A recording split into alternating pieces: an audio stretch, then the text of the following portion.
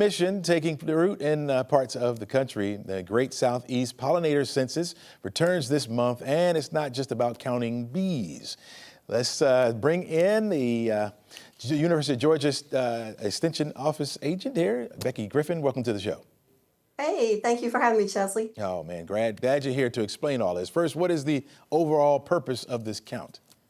Well, the Great Southeast Pollinator Census has a few goals. One of them is to educate all of our community members on the importance of pollinators and beneficial insects. And of course, on these 2 days coming up, we're going to be generating a snapshot number of our pollinator population. So very important, very fun activity coming up in 2 weeks. For people who may not know how important it is, pollen, let's put it that way, or how important it is for growing crops and things like that, kind of explain that to folks, why we do this. All right, the easiest way to explain it is watermelon. So we all love watermelon. We all love it on the 4th of July. Watermelon is one of those plants that has a female flower on one part and a male flower on the other. So you have to have a pollinator to get a watermelon. So if we don't have pollinators, guess what? We don't have watermelons. And that's the easiest way to explain it. Yeah, we lose out on some of our fruits, things that we love, right? Yeah. Right. Some people Exactly. think bees or pollinators, there's many of them, are more of a nuisance, right? But they help us out. So talk to me about the census, how it helps fill the gaps left by more of the traditional science research. Right. Well, this is a community-based event. So you don't have to have a background in entomology. You don't have to have a PhD. You can just learn about the insects and the categories we're looking for really simply on our website through your local extension office. And then on those days, you find a favorite pollinator plant.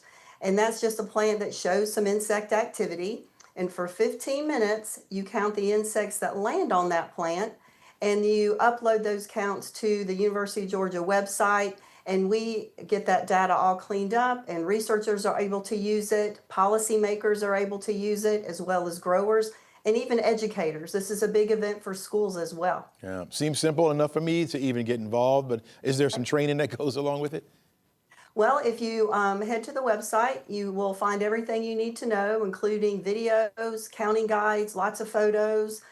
Your local extension office is a good resource. And in the Southeast, we have over 200 events going on where people can go to an event and count with others, have some little pollinator camaraderie as we count pollinators for such a good cause. Sounds like fun. Sounds like fun. What does a successful count look like for a project like this?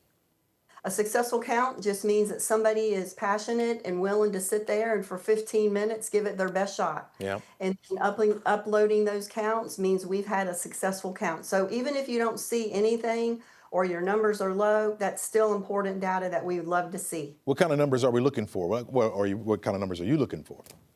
Well, I'm looking for a high number of participants. I will be happy with what bees and butterflies they count, but especially Georgia. This project started in Georgia and it spread to the entire Southeast. Since Georgia is its home state, I am looking for our Georgians to really show up and show out and count pollinators on the August 22nd and 23rd. We don't want these other states to outshine our home state of Georgia.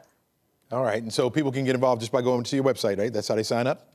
That's right. Yeah, I mean, you don't even have to sign up, but all the information is there and you can just Google Great Southeast Pollinator Census and it'll be the first thing that comes up. Real quickly, for those that are maybe afraid of insects like my wife, don't want to get out there, scared of bees or flies or whatever, what do you say to them? I say to them, when you're standing there counting insects, you have nothing for them. You're not threatening their nests. You're not bothering their young. You are just watching them visit the pollen and the nectar. So just stay away, don't grab anything, and we do not have records of people getting stung in this event. So just hang back and enjoy the show. Becky Griffin, thank you so much for your insight and your information. Really appreciate it.